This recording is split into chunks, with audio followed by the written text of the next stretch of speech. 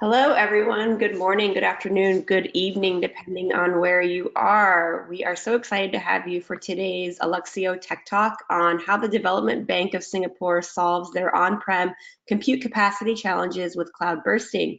My name is Ali, and I will be your moderator today. Before we kick things off, just a few housekeeping items. One, we will be recording this session. Afterwards, we'll receive a recording with the link to the slides as well as to the video. Second, we have allotted time at the end of the Tech Talk for you to ask questions. So if you have questions that might come up throughout the talk, feel free to pop those into the question box on your GoToWebinar panel, and we will get to them at the end of the Tech Talk. So with that, I am super excited to introduce Vitaliy Baklikov. He is the Senior Vice President at DBS Bank and has been working on this topic. In addition, we also have Dipti Borkar, who is our VP of Product at Alluxio, and together they will be talking about how DBS solves these challenges with cloud bursting and Alluxio. So with that, Vitaliy, please take it away. Well, Ali, thanks a lot. Hi, everybody from sunny Singapore, warm Singapore, I would say. I'm going to talk about DBS a little bit. I'm going to talk about the problems that we're facing, that we're solving with our data platform, and then I'll switch over to Dipti. She can walk you through the internal workings of Alluxio. So for those of you who don't know about DBS, we are headquartered in Singapore. We're the largest bank in Southeast Asia. We run operations in 6 priority markets, which are Singapore, Hong Kong, China, India, Indonesia, and Taiwan. So we cover quite some ground.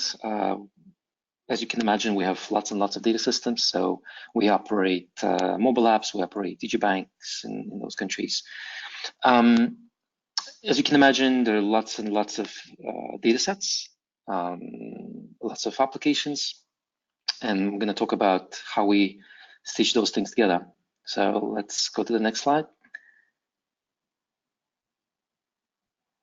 So how do we get to where we are today? So I'm going to walk you through the evolution of data platforms at DBS. And I think for the most big enterprises that have been around the block for quite some time, you probably will find this story quite relevant. So back in the day, right, we started with generation 1 systems, as we call them, probably boxed data systems, as they're better known. So those are usually monolithic, kind of closed box systems. We're usually running proprietary software on proprietary hardware sometimes. The usual suspects, the Teradatas, Informatica, SAS of this world. And they were performing super well for us, right? They've been working excellent for a number of years till those boxes start filling up. And it turned out scaling those boxes was notoriously hard. Or expensive, or both, right? So we started as enterprises exploring, and it got us to generation 2 types of systems. Hadoop entered the market, right? Circa 2009, 2010. We all jumped onto this Hadoop story. We started ETL projects, moving data from the system of records, first into Teradata, and then into Hadoop. Sometimes we went directly to Hadoop. So we started multiplying our analytics systems, introducing silos. This is where the data really started exploding. We entered the big data era. Those data lakes usually coexisted with the old systems, right? We never retired our old systems. Usually the analytics were run across both systems. We had to come up with very clever ways maintaining copies of data. Sometimes our ETL jobs would land data in Teradata. They would land data in Hadoop. We would run applications on top of both systems, trying to extract insights. Then we had SAS pulling data from Teradata, pulling from data from Hadoop. So the complexity just started to multiply. And this led us to a new generation of systems, right? And I think most of enterprises today are kind of on the same journey. the self-service analytics, right? The democratization of data within the enterprise. Most of the architectures that we keep hearing about are cloud-native architectures, right? Most of the banks adopted a multi-cloud, hybrid cloud strategy. We separate compute from storage nowadays, right? Because we like the idea of just having multiple different engines running on top of our disparate storage systems. But we still got the old legacy systems to care about, right? Our old systems still produce data on-prem. They still send copies of data into Teradata. We still maintain Hadoops. And now, in addition to all of that, we started adding more and more exotic engines. Most of the enterprises run Spark today. Hadoop is quite, people say Hadoop is dead, but it still operates in lots of enterprises, right? And we see object store adoption into the enterprises more and more, and we're no exception. So we run object store on-prem. At DBS, we run quite complex systems on top of object store. We also pull legacy data out of HDFS, and we still query Teradata, and we still go to the systems of record. And I'll show you how we do that. So Dipti, can we move on to the next slide, please?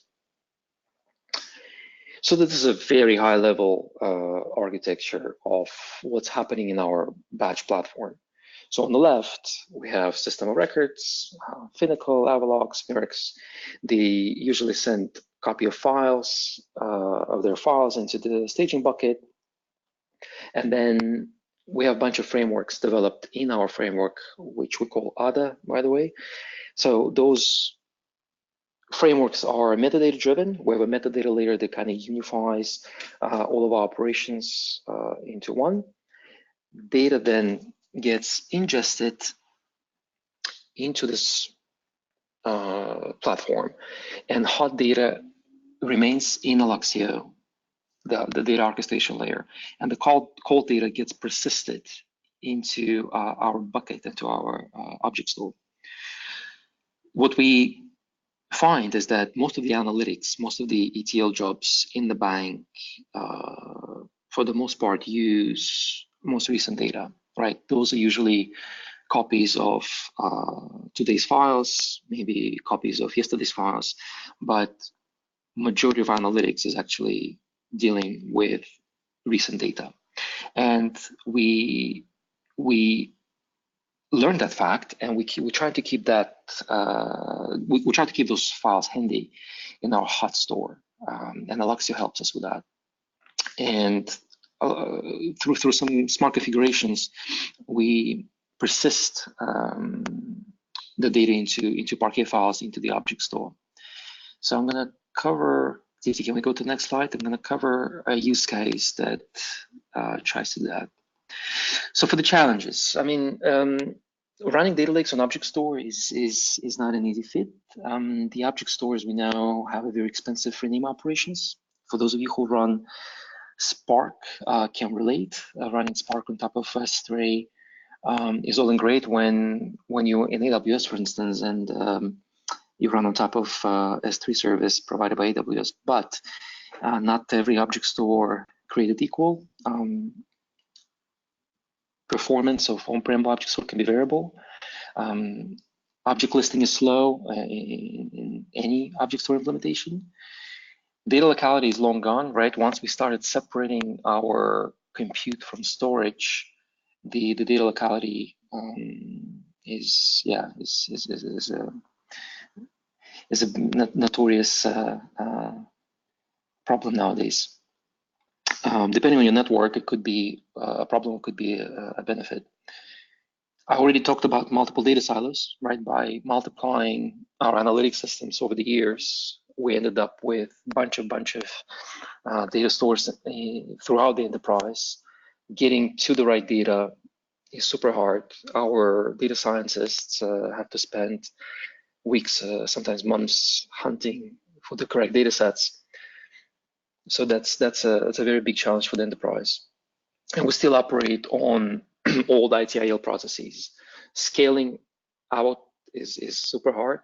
Getting additional CPUs usually involves submitting CR, submitting tickets, waiting for Infra team to procure VMs for you or procure hardware for you, and then you would normally add that to your existing cluster, or maybe you have to submit more tickets for firewalls to open, for IDs to be created. That's a very, very heavy process, slowing down the analytics, especially for those new data scientists that join the company and people who come from cloud native or cloud first enterprises, where scaling out is just a given, right? We can't scale as fast as the companies that operate natively in the cloud. So those are most of the challenges that we deal with on a daily basis. Dipti, can we? Yeah. So we kind of looked at Alluxio, and we like the product, we like the premise, and we count on Alluxio to solve these three major challenges for us. So number one is the unified namespace. This is a way for us to unify all those silos under one umbrella.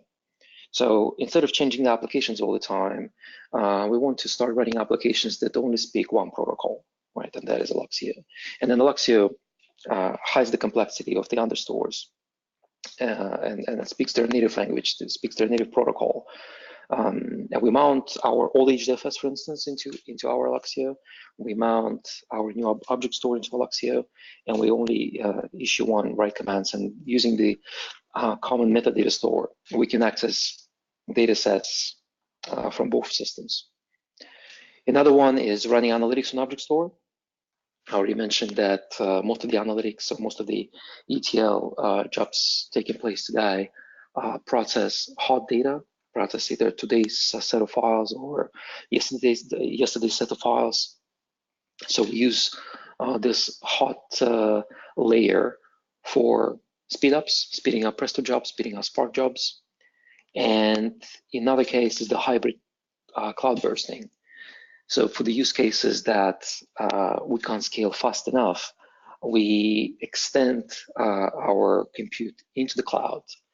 We just finished a POC, an MVP, with AWS, where we sent some of the on-prem data sets into AWS, and we run EMR, we run SageMaker on top of that. So I'll cover that in a bit more detail later on.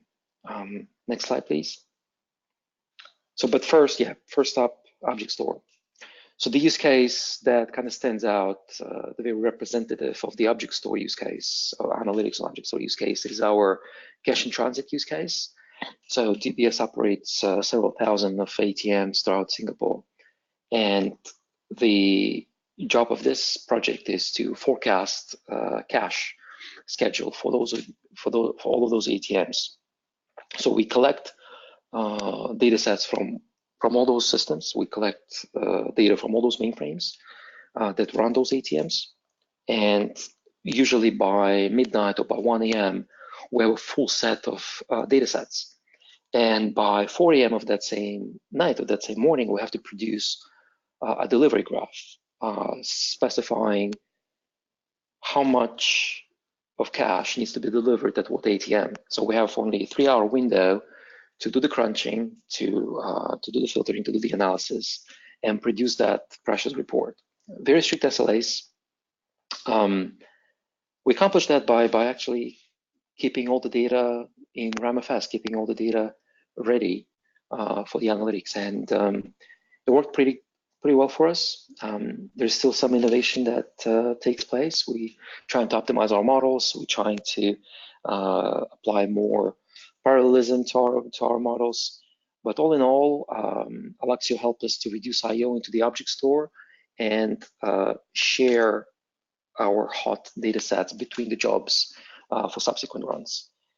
This particular use case, I think, runs around 27, 30 Spark jobs, which are sequential in nature.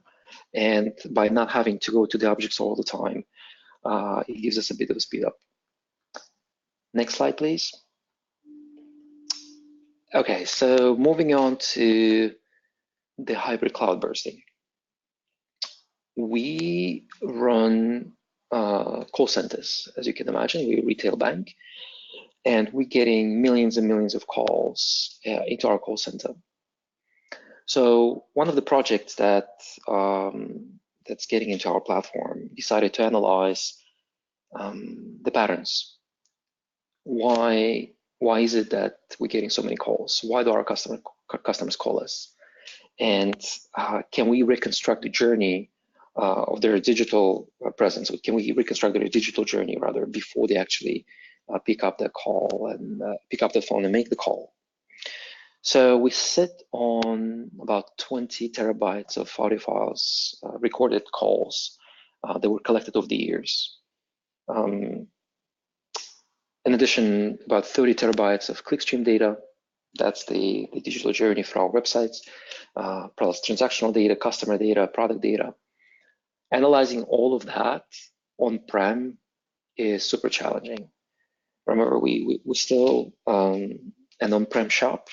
We run our entire batch platform on VMs today, and scaling out the capacity for just this type of analytics is challenging, right? For me to scale to 1,000 cores, for instance, I have to submit change request tickets, right? I have to procure more hardware, then I have to join all those nodes to the cluster, extend my yarn queues. I mean, that's a very long journey. None of our data scientists are super thrilled waiting for that compute power to be available.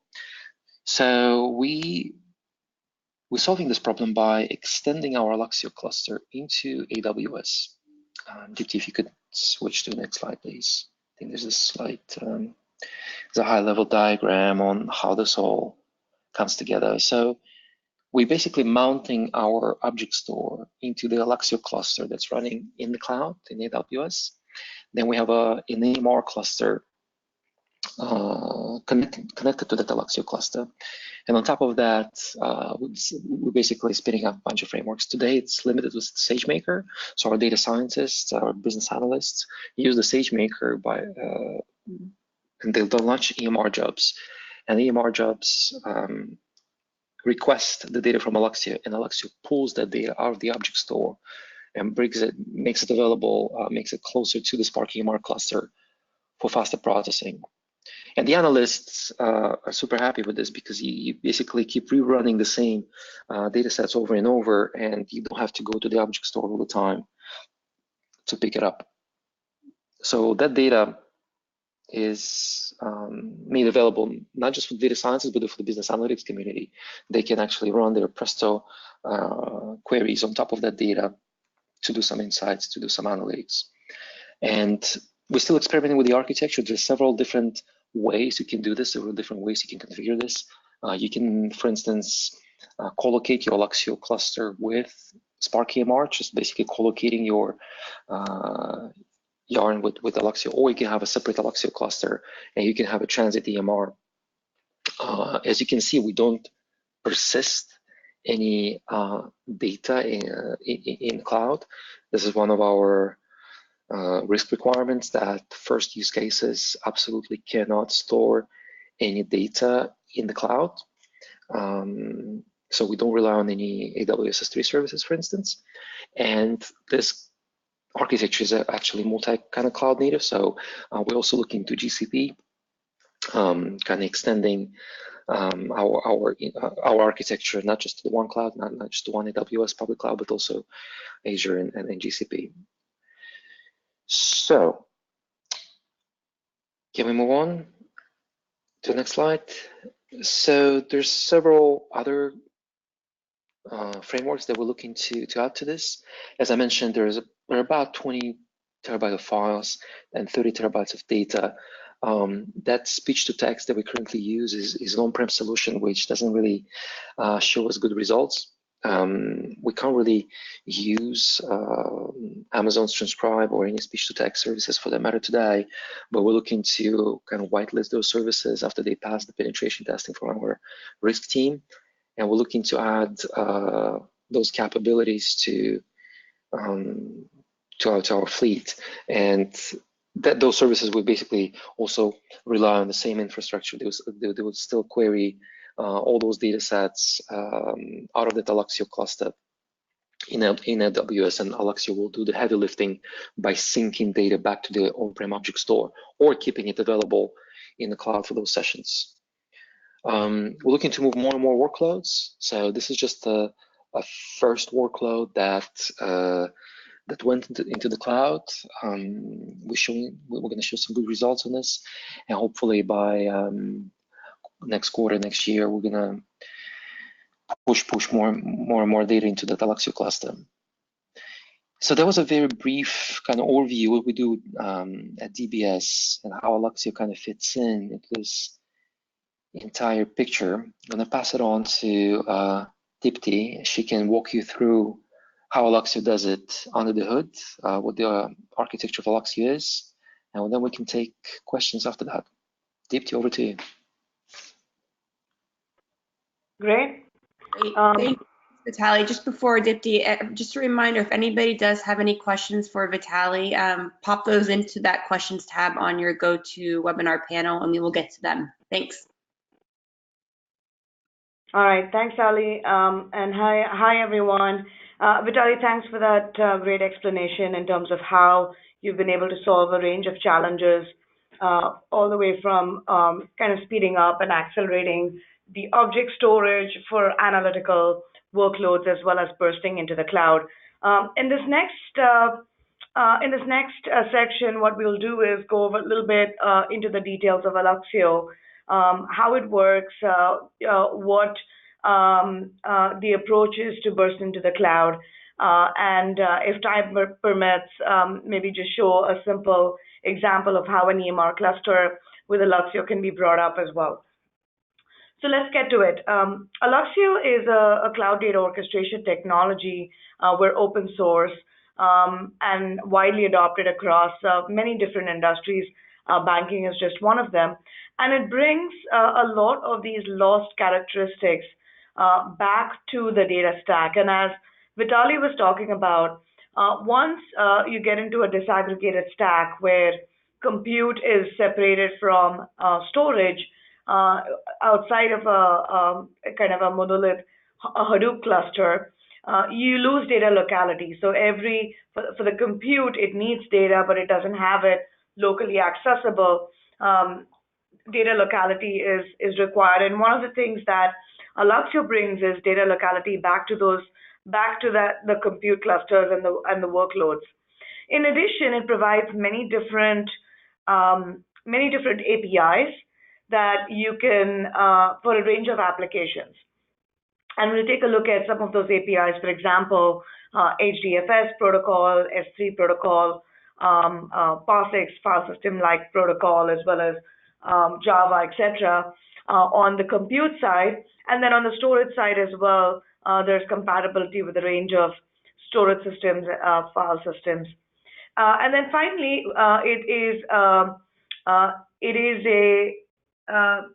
it comes with a global namespace, meaning that it can completely abstract the storage system underneath and the data silos that you have. And so that data can be made elastic and brought to the compute as needed on a pull basis, based on what the workload and the job is actually asking for. So Alluxio fits into the stack. Let's take a look at where it fits in. Typically within the organization, you have a range of different roles and responsibilities. You have the data analysts who typically work on structured data. You have data scientists who work on more of the machine learning frameworks, etc. And so on the top, we have the compute frameworks that Alluxio supports. For example, Presto is a structured query language for federated queries, Spark SQL, Hive, etc.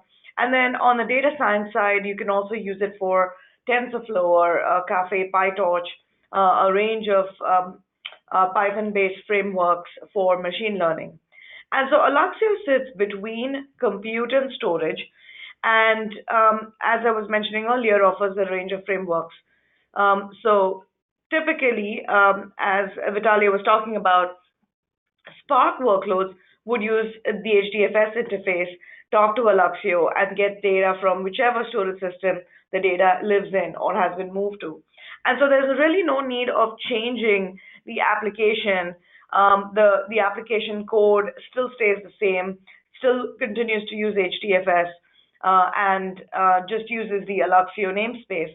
And we've recently added capabilities that allow you to use your Hive metastore natively as well without making any changes to prefixes, etc.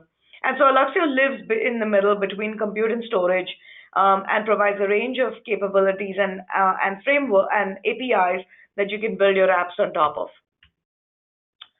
So now let's take a look at the bursting capability and solution that DBS is using to extend their compute capacity and get more flexibility using the cloud. So typically what we've seen is users have their Hadoop clusters, obviously, still continue to be large amounts of data in HDFS and Hadoop. And there could be a range of workloads that are running on it. Spark, Hive, TensorFlow, etc. Now, given that it is a very tightly aggregated stack, compute and storage have to be scaled out together. So there's no way to kind of separate out compute, run it independently, grow it independently, then separate out storage. Everything runs on the same nodes. And that's one of the challenges that Hadoop brings. Another one is the complexity of managing the overall cluster itself. And so there are a couple of ways in which you can try to burst compute and burst your workload into the cloud. One option is just merely running your compute, your Spark or Presto workloads in the cloud, and then having your data back on-prem without any data copy. Now, this is obviously prohibitive because of network latency and bandwidth limitations.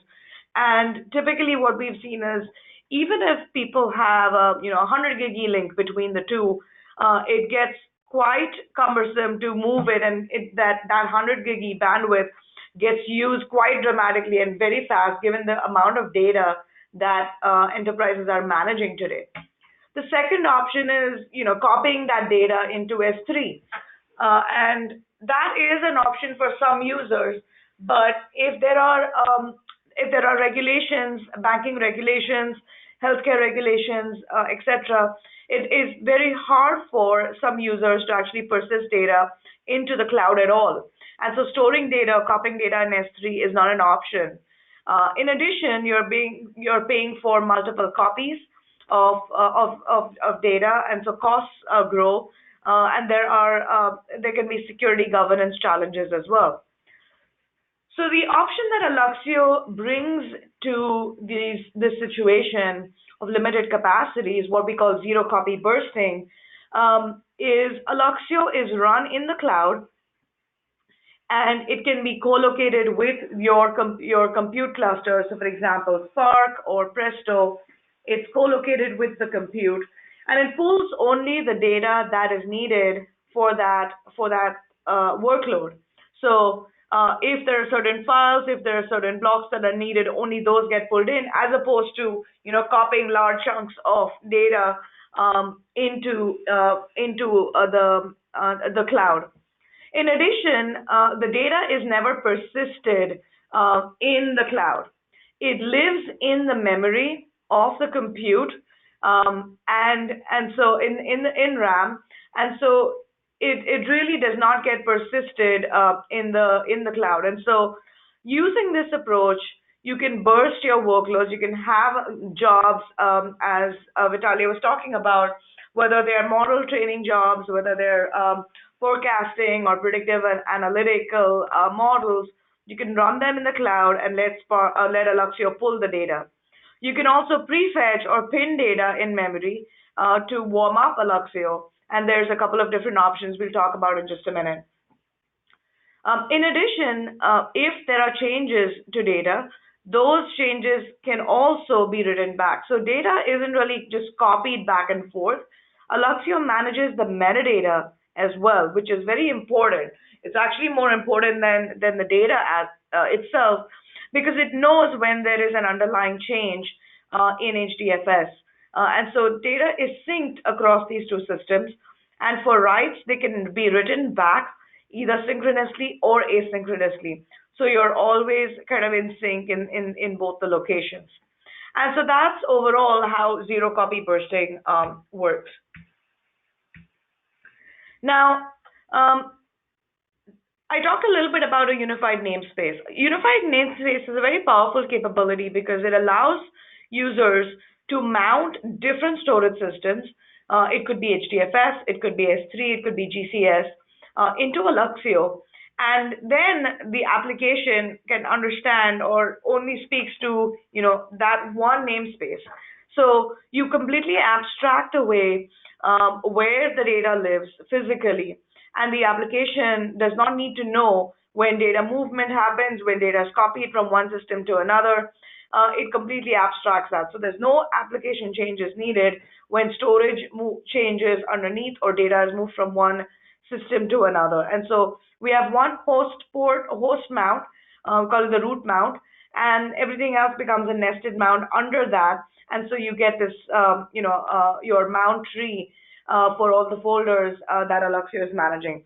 Another way to look at it is looking at the, in a Finder window. This is perhaps what it would look like, where if you have Alluxio and you have many different storage systems, those are mounted into Alluxio, and they can all seamlessly be accessed by the applications via Alluxio, and Alluxio will do the translation to where the physical location is.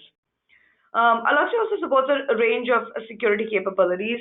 For example, Kerberized environments, talking to Kerberized environments like HDFS, LDAP, Active Directory, on-the-wire encryption, etc. And so given that it is managing data, security becomes an important aspect. It also comes with its own kind of user group level ACLs, but typically users may want to use their own capabilities via LDAP or Active Directory outside of Alluxio. So when bursting to the cloud, there are a range of different options. You could, stand up your own Spark cluster or Presto cluster on EC2 or via, Google VM or Azure. But you can also use a range of services that are already provided by these public clouds. And so, for example, on AWS, as DBS is using, you could use EMR as your proxy in some ways for your Spark engine or your Presto engine. And in that way, the entire cluster is it's very easy to create a cluster in EMR. And in addition to that, make Alluxio part of that cluster. So you have a couple of options when bursting into the cloud. You could either have a co-located cluster. In this case, for example, Spark and Alluxio, Presto and Alluxio are co-located. Alluxio is actually installed on the EMR cluster itself. But if you have many different clusters that you want to use on top of Alluxio, you could have a standalone cluster of Alluxio as well, using our AWS CFT and very easily instantiate clusters in the cloud. So in this example, you see that every node of EMR has computes that you can specify that you want to bring up. If you want only Spark, you can specify Spark, or only Presto, you can do that as well. And Alluxio will then manage the metadata and the data. And the data can live either in S3 in this example, or it could be in a remote HDFS or a remote object storage cluster as we've seen earlier. Another option, for example, is Dataproc. We have an init action with Google Dataproc as well. And it kind of, it's a similar approach where every node within the cluster, within the Dataproc cluster, has Alluxio built in, and you can use your compute on top of that and have a very nice co-located cluster. Now let's take a look at the architecture of Alluxio. So Alluxio is highly distributed system. It uses a master worker approach, similar to some of the other distributed systems you might be familiar with. And the master manages both the metadata for the Alluxio cluster itself, which block is on which worker, for example, as well as the information about the metadata of the data that's sitting in the understorage. So let's say you have 100 terabytes of data across all your understores. Not all this data is actually in Alluxio. It is only the hot data that is in Alluxio, and that could be 4%, it could be 10%. It's certain percentage of data that you're actively using for your workloads. And so the master manages only that metadata that's being used and of the data that's being requested by the frameworks. And we have a master standby. You can have multiple standbys. You can either use a zookeeper outside of Alluxio, or you could use our embedded raft protocol to keep the masters in sync. And also the journal. The journal is, in some ways, you can think of it as logs. You can think of it as the set of data that's and the metadata associated with it that has been brought into Alluxio. That's managed on the master. The workers are where the data actually lives. The blocks live in the workers. And you can have a tiered system. You can have them only in memory, as we looked at earlier, or you could have a tiered system with RAM and SSD, etc., or you could have just SSD as well. Many users have a couple of different, they use it in different ways depending on what the use case is and what the scenario is. So here you see two clusters. You have a Presto cluster, you have a Spark cluster, and Alluxio is co-located with those clusters, for example. And the data is then pulled from the understorage when it's not in Alluxio, and the writes can also go back to the understores, as we call them, as needed. They could be asynchronous writes or synchronous writes, depending on your use case. You can also store data just in Alluxio for temporary purposes, to use it as a temporary cache. So under the covers within a single node, for example, this is kind of what it would look like. You have data requests that are coming in, and let's say Spark wants to read its particular file. And so those blocks of that file are pulled in from the understorage. In this case, it says 3, brought into memory, and in this case, only memory. It's not persisted anywhere else within the compute cluster, and then sent back to the compute. You can also have that same data be requested from other compute frameworks, and that data will be sent back as well from memory. And so that's the reason it's very fast. Typically, for analytical workloads, you're rereading the data many times, and that's why it's really important to have this data locality.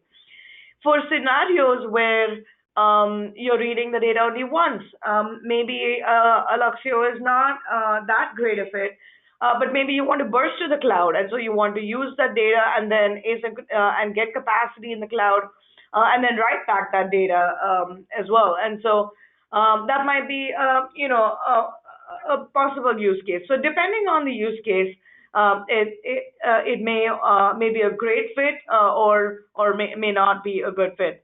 Now let's take a look at zero copy bursting under the hood. So as we saw in the DBS architecture, they had SageMaker on the top. SageMaker essentially generates PySpark code. PySpark needs to then run in a Spark engine, which is EMR, and then EMR is accessing data from Alluxio, which is then coming from an on-prem object storage, right? And so that's kind of the full stack. In this example, we have Alluxio that may be a part of the EMR cluster or could be a standalone layer. And when a data request comes in, it's going to pull that data from the remote location, remote cluster. In this case, let's say it's HDFS, and then do the same thing as send it back to the Spark context, to the Spark executor within that node. And so you get node level data locality with Alluxio. In addition to that, you can have additional tiers, for example, RAM, SSD disk, and depending on your use case and your cost and your capacity requirements, you can set this up as all RAM or all SSD or kind of a tiered system as shown here. And if that is the case, then Alluxio manages the tiers for you. So as an example, if you have 3 tiers and you get a request that comes in and it's out of memory, then getting Siri up here in the middle. If you get requests that where you are out of memory, then we have an evictor essentially that runs periodically that cleans up this memory based on a high watermark and a low watermark, and will make room for more data that needs to come in. And then these watermarks can be configured by the user, by the admins as needed. And so the tiers themselves can be managed, and they will be managed for you by Alluxio. And then in addition to that, Alluxio also provides what we call policy-driven data management. This is very effective, particularly for storage cost management, or for archival, or for moving from S3 standard to S3 infrequently accessed tiers, many different reasons and use cases for what we call PDDM. And so within Alluxio, you can define policies on certain dimensions like date created, date accessed, date updated. And based on these policies, data will actually be moved from one location to the other on a periodic basis, and you can also specify a policy interval. So in this case, let's say if data is older than 90 days and you have both S3 and HDFS mounted into Alluxio, it's visible to Alluxio, it can move from the HDFS storage into S3 on a daily basis, and that can continue. That will continue to run as needed. And so this allows you a lot more flexibility on the storage side, all without the need of changing the application. The application continues to work. In some ways, it's seamless. Alluxio is managing these the locations, these physical locations in the mount table. And so when a request for a specific data comes in, it knows which storage system it is physically located in. So with that, we have about 15 minutes. I'll wrap it up, and let's take a few questions that you might have. Great. Thanks, Dipti, and thanks, Vitaliy. Awesome stuff. So we do have a few questions that have come in. Just a reminder, if you do have any, pop those into that question box on GoToWebinar. So first one is for Vitaliy. Vitaliy, were there any other solutions that you guys looked at or evaluated before choosing Alluxio for this bursting approach? Yeah, it's a good question. So, well, HDFS is usually the answer, right? I mean, it's a very interesting space. Unfortunately, that's been done before me. So when I entered DBS, Alluxio was already in place, so we just rolled with it and adopted it. But yeah, it's all driven by the infrastructure, right? You have to kind of know what you can and cannot do within the enterprise. So for us, it was just Alluxio. We didn't really try anything else, but there are plenty of other products out there that you guys can try. But it really depends on what you're allowed and not allowed to do within the enterprise. Great. Yeah, and to add to that, Ali, when we talk to users, we hear a couple of different approaches, right? In some cases, as I was mentioning earlier, it might be as simple as a copy using this CP into S3. Now, it might seem very simple and straightforward because it's a very simple command, right? I mean, you run it once and on the folders that you need, and your data is copied over. But the problem and the challenge with this is, as soon as you create a copy, that data is already out of sync in some ways with your core master data that could be in your primary cluster. there is no easy way to sync two data sets that have differed, right? Because otherwise, there's no versioning that's happening on S3 that's allowing you to see deltas and changes and so on. And so that becomes much harder to do. And in addition, you're paying for costs on two storage systems. So this CP is one of the approaches that some people use. And then, on the other hand, some users may try to skip the hybrid mode to get altogether and just try a complete lift and shift approach, and move their entire app and data associated with it to the cloud, right? And the challenge with this is that if Hadoop is a great ecosystem, and it's brought a lot of innovation to the data analytics stack, but it's also very complex and wasn't really built for the cloud. And so when you just move this entire stack to the cloud, you're working in a very complex environment that's not needed, right? The benefits of the cloud are flexibility, scaling out as needed. And so if you are doing a full move to the cloud, you're better off with a little bit more re-architecture and making sure that the applications can scale and flexibly and natively in the cloud rather than a massive lift and shift approach. Great, thank you both. Next question, also for Vitaliy. Vitaliy, what about security? How is security handled for bursting? Yeah, that's $1 million question. Yeah, we're currently trying to implement one-way trust with our Kerberos. So Alluxio supports Kerberos. So EMR has some challenges today, so working with AWS closely to support our AD KDC. So that's still being implemented. But what we do differently, I think, that's as far as the Kerberos part, but we also tokenize our data. So the data that originates on-prem, we actually tokenize, so none of our data is stored in the open. So even if we had to persist in AWS, that data will not be readable, right? So we have kind of multi-level approach to our security. We secure the clusters, but we also try not to store data in the clear, just for the worst case scenario. Got it, great, thank you. Question for Dipti, where does Alluxio usually get deployed?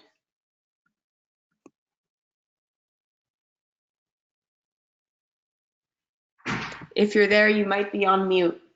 Yes, I was. Thanks, Ali. So a good question. It's a range of environments, as we saw in the DBS kind of architecture. It's not only on-prem, but it's also in the cloud.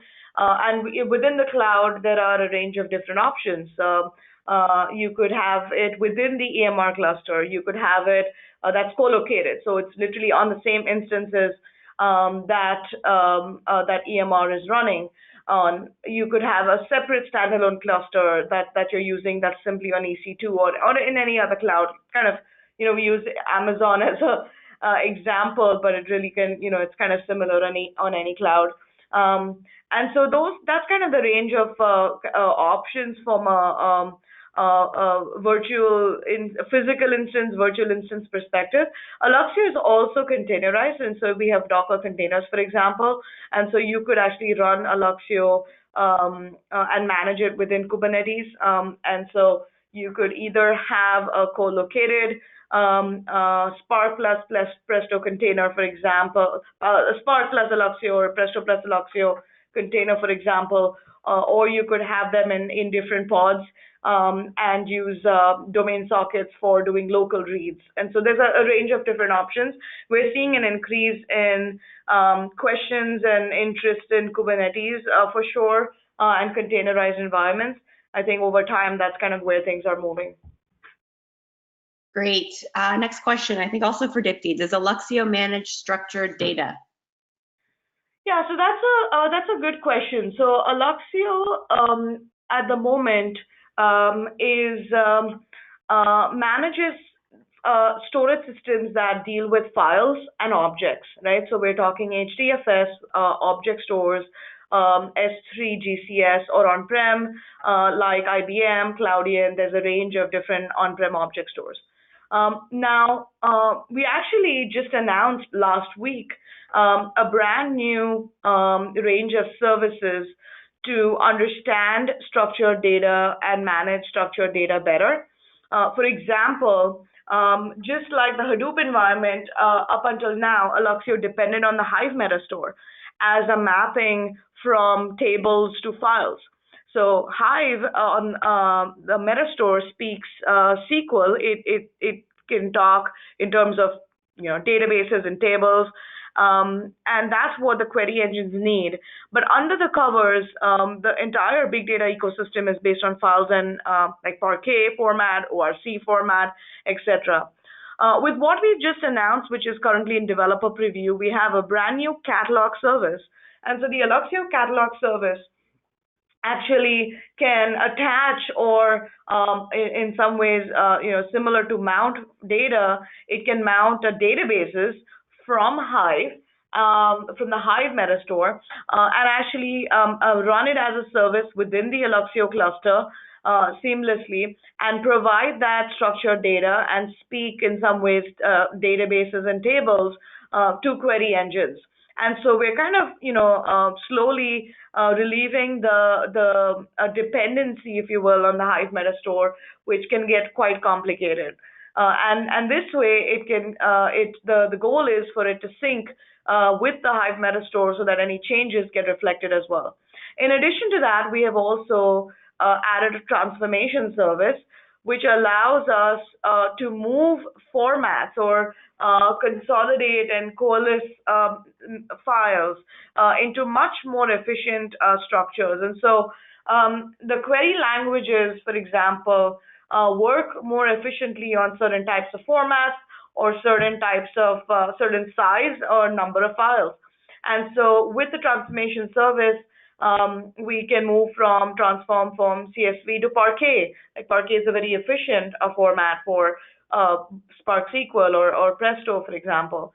Or we can merge hundreds of thousands of files into maybe 1,000 files within partitions, and that allows a lot more efficiency. So while Alluxio was, managing and continues to manage files and objects and blocks, it is increasingly moving towards efficiently managing data, structured data as well, mostly to make data more efficient for the compute engines. And so you need a query engine on top of Alluxio, but at the same time, it's doing more to understand structured data itself.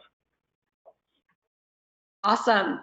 All right, I think that wraps it up for us. Looks like we got to everybody's questions. So with that, I would like to thank our presenters, Vitaliy and Dipti, for the amazing session today and the great content. And thank you to everybody who attended and stuck through it with us. We're happy to have you. A reminder, you will get a recording of the session today, as well as the slides that will be coming this week. And I'd like to thank everybody again, and we'll see you at the next Tech Talk. Thanks, guys. Thanks, everyone. Thank you. Bye-bye.